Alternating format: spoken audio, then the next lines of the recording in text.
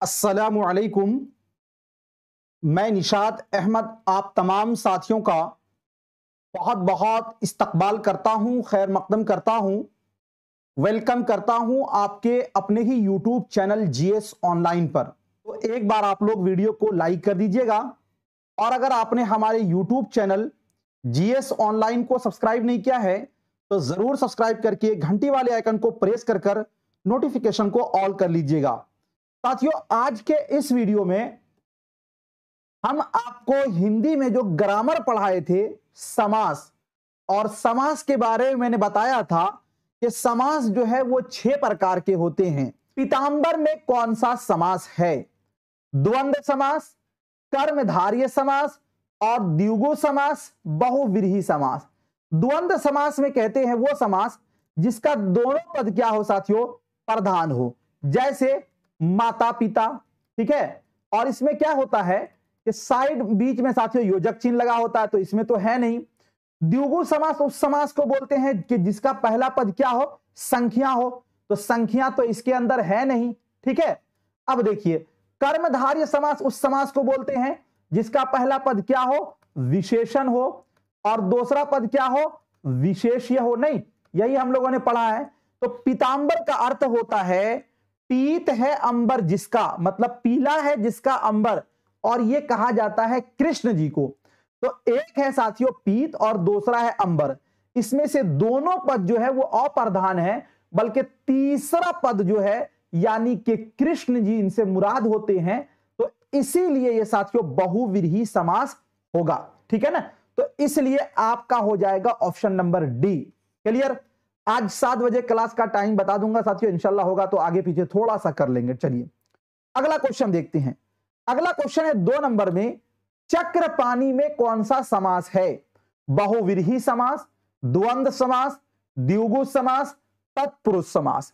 चक्रपाणी जे जे साथियों, इसका जो अर्थ आप अगर ये कीजिएगा, जी समास विग्रह कीजिएगा, तो इसका ये होता है चक्र है पानी में जिसके, पानी में जिसके, ठीक है ना।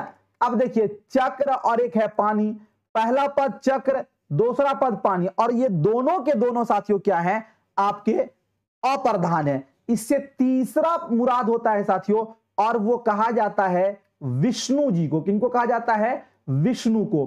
तो जब तीसरा पद मुराद हो तो साथियों उसको बोला जाता है बहुव्रीहि समास। Option number A. सेनापति में कौन सा समास है? बहुव्रीहि समास, द्वंद्व समास, तत्पुरुष समास, कर्मधारय समास। देखिए, सेनापति का साथियों जब आप समास विग्रह कीजिएगा तो इसका अर्थ होगा सेना का पति, मतलब सेना का मालिक। अब देखिए, जब का आ जाए, की आ जाए, के लिए आ जाए, को आ जाए, तो ये सब साथियों क्या होगा? ये सब के सब कहलाते हैं तत्पुरुष समास। इसीलिए सेनापति क्या होगा साथियों? आपका तत्पुरुष, यानी कि ऑप्शन नंबर सी आपका राइट हो जाएगा।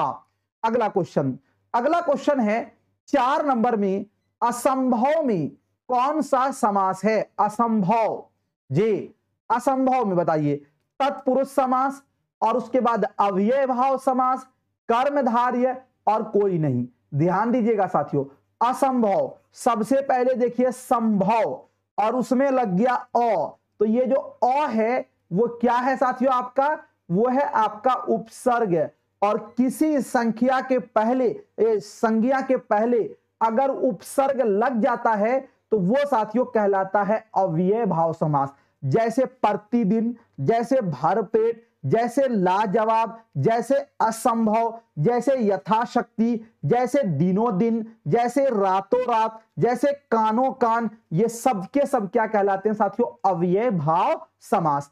अगला क्वेश्चन देखते हैं 5 नंबर में, प्रतिदिन में कौन सा समास है?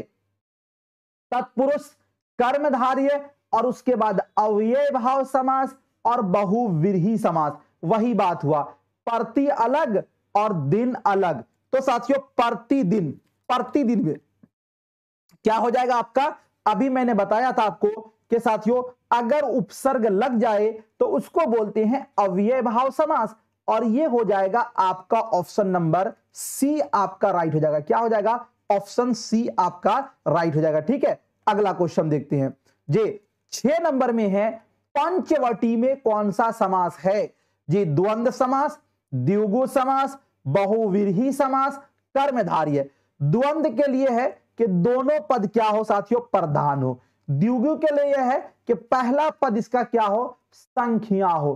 ठीक है, और बहुव्रीहि के लिए कि दोनों पद अप्रधान हो। और कर्मधारय के लिए है कि जिसके अंदर विशेषण और विशेष्य हो।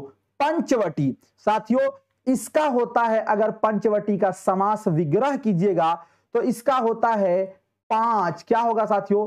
5 वटों का समूह। 5 वटों का समूह क्या होगा? 5 वटों का समूह। तो देखिए यहां पर 5 क्या है? ये गिनती है। और जब किसी समास का पहला पद गिनती में हो साथियों तो उसको बोला जाता है द्विगु समास। क्या बोला जाता है? द्विगु समास। ठीक है ना, तो इसीलिए ये हो जाएगा आपका ऑप्शन नंबर बी राइट हो जाएगा। क्लियर? चलिए अगला क्वेश्चन देखते हैं। गजानन किस समास का उदाहरण है जी? बहुव्रीहि समास, तत्पुरुष समास, कर्मधारय समास और अव्ययभाव समास। गजानन साथियों इसका होगा गज के समान मुख। नहीं, पहले हम लोग पढ़े थे दशानन। 10 है जिसके आनन, मतलब जिसके 10 सर हैं। तो इसी तरह गजानन, आनन का मतलब सर साथियों, ये मुख, और इसी तरह गज, गज का वही हो जाएगा। तो क्या है? गज के समान मुख हैं जिसके। तो एक तो हुआ गज और दूसरे हैं साथियों आनन का मतलब मुख। तो 2 इसमें पद हुआ, दोनों के दोनों पद क्या हो गए साथियों? दोनों के दोनों हैं अप्रधान। बल्कि गजानन कहा जाता है गणेश जी को। किनको कहा जाता है? गणेश जी को। तो ये तीसरा पद इसमें क्या है साथियों? प्रधान है। और जब किसी समास का तीसरा पद प्रधान हो तो वो कहलाता है बहुव्रीहि समास। तो इसका क्या हो जाएगा? ऑप्शन नंबर ए आपका राइट हो जाएगा। एक बार वीडियो को साथियों आप लोग लाइक कर देंगे सभी लोग, और जिन लोगों ने लाइक नहीं किया है एक बार साथियों जरूर लाइक कर दीजिए। ठीक है, बाकी आपके कोई क्वेरी हो तो लास्ट में पूछेगा, इंशाल्लाह मैं बताने की कोशिश करूंगा। ठीक है, चलिए अगला क्वेश्चन है, देव स्थान किस समास का उदाहरण है? अव्ययभाव समास, कर्मधारय समास, द्विगु समास और तत्पुरुष समास। देव स्थान साथियों जब इसका आप समास विग्रह करिएगा तो क्या होगा? देव के लिए स्थान। क्या होगा इसका? जी, देव का मतलब भगवान, आप इसको बोल सकते हैं देव के लिए या फिर देव का स्थान। ठीक है ना, देव के लिए स्थान, यही ना होगा देवस्थान। तो साथियों आप ध्यान दीजिए, के लिए आ जाए, का आ जाए, तो वैसे सूरत में उसको क्या बोला जाता है? उसको बोला जाता है तत्पुरुष समास। तो 8 का क्या होगा साथियों? Option number D. क्या होगा? ऑप्शन नंबर डी आपका राइट हो जाएगा। ठीक है, चलिए अगला क्वेश्चन देखते हैं। अगला क्वेश्चन है, साग पात कौन सा समास है? द्विगु समास, द्वंद्व समास, तत्पुरुष समास, कर्मधारय समास। ध्यान दीजिएगा साथियों, 20 में योजक चिन्ह है। जब किसी समास के बीच में क्या हो? योजक चिन्ह हो, और दोनों पद जो हो वो साथियों समान हो, यानी कि प्रधान हो, और दोनों पद जो है वो आपस में एक दूसरे के क्या हो? विलोम हो, यानी कि ऑपोजिट हो। तो देखिए साग का उल्टा पात होता है, नहीं बोलते हैं जी, और बीच में योजक भी है। ये दोनों के दोनों जो है साथियों क्या है? आपके समान पद है, यानी कि दोनों के दोनों प्रधान है। इसीलिए ऐसे समास को बोलते हैं द्वंद्व समास। Option number B. इसी तरह साथियों हम लोग बोलते हैं ना दिन और रात, तो ये बीच में योजक लगाते हैं। इसी तरह हम लोग बोलते हैं माता, और साथियों माता फिर पिता। ठीक है, ये भी आपका क्या हो गया? द्वंद्व हो गया। जैसे हम लोग बोल सकते हैं भाई, और साथियों फिर यहां पर आप योजक लगा के क्या बोलेंगे? बहन जे। तो ये भी आपका क्या कहलाएगा साथियों? ये भी कहलाएगा आपका द्वंद्व समास। क्लियर? चलिए अगला क्वेश्चन देखते हैं। पंचक्की कौन सा समास है जी? अव्ययभाव समास, बहुव्रीहि समास, कर्मधारय समास और तत्पुरुष समास। पंचक्की जी, पंचक्की का अर्थ होगा पन की चक्की। क्या होगा साथियों? पन की चक्की। क्या होगा? पन की चक्की। और जिस समास का विग्रह करने पर का, की, के लिए, को ये सब आ जाए तो वो सारे के सारे समास कहलाते हैं तत्पुरुष। इसीलिए पंचक्की क्या कहलाएगा? आपका तत्पुरुष समास। और ऑप्शन नंबर डी आपका क्या हो जाएगा? राइट हो जाएगा। क्लियर? चलिए अगला क्वेश्चन है, लोटा डोरी कौन सा समास है? द्वंद्व समास, द्विगु समास, तत्पुरुष समास और बहुव्रीहि समास।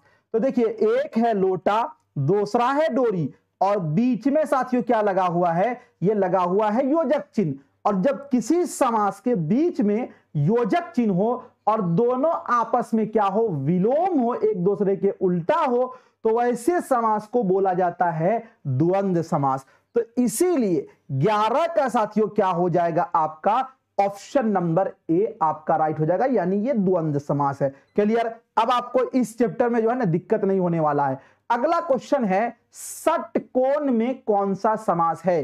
द्विगु समास, द्वंद्व समास, कर्मधारय समास और तत्पुरुष समास। देखिए, षट का अर्थ होता है साथियों 6, ठीक है ना? अष्ट का मतलब होता है 8। षट कोण, तो षट का मतलब हुआ 6, 6 कोणों का समूह को षटकोण बोलते हैं। तो पहला पद इसमें क्या है साथियों? संख्या है। और जिस समास का पहला पद क्या हो? संख्या हो, तो वैसे समास को बोला जाता है द्विगु समास। जैसे हम लोग बोलते हैं ना त्रिकोण जे, तो ये भी आपका क्या हो जाएगा? द्विगु समास में आ जाएगा। ऑप्शन नंबर ए आपका राइट हो जाएगा। अगला क्वेश्चन देखते हैं, यज्ञशाला में कौन सा समास है? अव्यय भाव समास, कर्मधारय समास, तत्पुरुष समास और द्विगु समास। यज्ञशाला, यज्ञशाला जी बताइएगा। यज्ञ के लिए शाला, शाला का मतलब होता है घर, और इसी का आप साथियों ये करेंगे तो इसका समास विग्रह होगा, विग्रह होगा यज्ञ के लिए शाला, ठीक है ना? यज्ञ के लिए शाला, तो के लिए, का, की ये सब आ जाता है, तो ऐसे समास को बोला जाता है तत्पुरुष समास। तो यज्ञ के लिए शाला ये हो जाएगा आपका तत्पुरुष समास। ऑप्शन नंबर सी आपका क्या हो जाएगा? राइट हो जाएगा। अगला क्वेश्चन देखते हैं। अगला क्वेश्चन है, गृह प्रवेश में कौन सा समास है? जे कर्मधारय समास, अव्यय भाव समास, द्वंद्व समास और तत्पुरुष समास। नहीं बोलते हैं कि गृह प्रवेश का भोज हो रहा है, गृह प्रवेश करने जा रहे हैं, इसीलिए आप भोज में जरूर शिरकत कीजिएगा।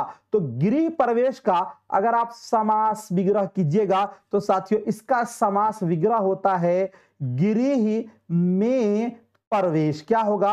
गृह में प्रवेश। और जब किसी समास का समास विग्रह करने पर साथियों उसमें का, की, के लिए, को या फिर में आ जाए तो वैसे समास को कहा जाता है तत्पुरुष समास। और गृह प्रवेश ये आपका कहलाएगा तत्पुरुष समास, इसीलिए आपका हो जाएगा ऑप्शन डी राइट हो जाएगा। अगला क्वेश्चन देखते हैं, बैलगाड़ी में कौन सा समास है? कर्मधारय, अव्यय भाव, तत्पुरुष और द्विगु। बैलगाड़ी, जे बैलगाड़ी का क्या होगा साथियों? इसका जब समास विग्रह कीजिएगा ना तो इसका समास विग्रह होगा बैल से चलने वाली गाड़ी। बैल से चलने वाली गाड़ी को ही क्या बोलते हैं? बैलगाड़ी बोलते हैं। क्या बोलते हैं साथियों? बैलगाड़ी। तो इसमें क्या आया? समास विग्रह में से आ गया। तो जिस समास में से हो, का हो, की हो, रे हो ये सब आ जाए तो वैसे समास को बोलते हैं तत्पुरुष। तो इसीलिए बैलगाड़ी आपका क्या कहलाएगा? तत्पुरुष समास कहलाएगा। ऑप्शन सी आपका राइट हो जाएगा। अगला क्वेश्चन देखते हैं, चौराहा में कौन सा समास है? चौ के मतलब चार, यानी जहां पर चार रास्ताएं मिलती हो उसको चौराहा बोलते हैं। तो पहला पद जो है इसमें क्या है? गिनती है।